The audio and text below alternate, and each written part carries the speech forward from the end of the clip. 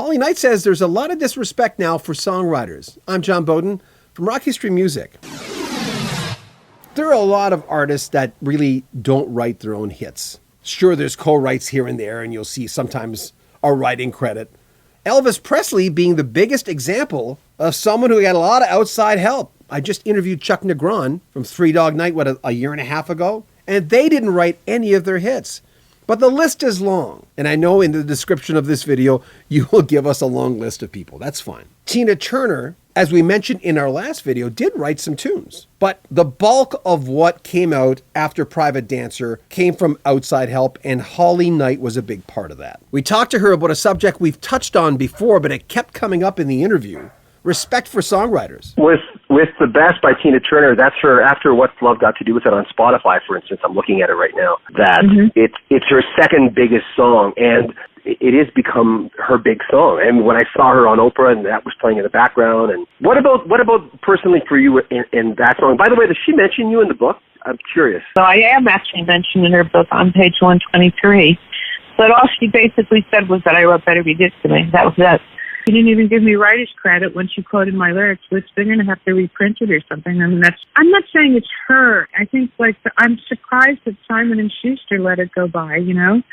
I don't think it's necessarily that she's being mean or trying to hide the fact, as much as it doesn't occur to her that, this is my livelihood. And it's like all songwriters, we all have the same beef, and there's a lot of disrespect to songwriters right now, and it's hurtful, and it's not a good thing for young songwriters up and coming. I mean, on Broadway, it's like they didn't even mention the songwriters at all for the Tina Turner musical until you get to the very back of the program, for instance. Everybody else, the wig makers and the set design, and everybody's on the front page, and the songwriters are kind of shoved off on a page in the back. There's been no press that's ever mentioning the songwriters.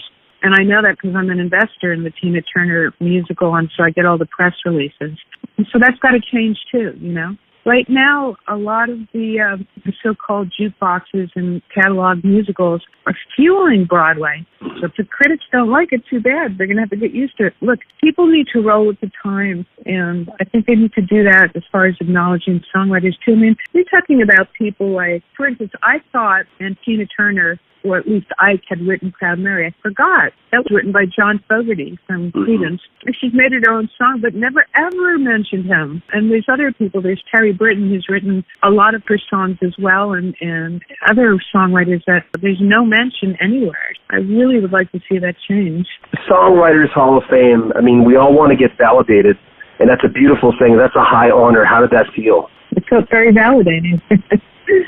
To be recognized by your peers, because it really is, they don't televise the Songwriters Hall of Fame. And so it's more of a private event. So it's really for respect and acknowledgement from your peers, which is really nice, actually, to have it about that, you know. Go to hollyknight.com for more details. She has an amazing website, and what a career. She still does it. She doesn't need to. She doesn't need the money. But she loves writing songs and loves discovering new artists. And if you want to support this channel, please buy a t-shirt. We've sold quite a bit already, but we're trying to hire outside help to help edit our interviews because there's such a backlog of interviews, including our archived interviews that we've got over there that we'd like to present to you as well. We don't want these interviews from the 80s and 90s just to sit on the shelf.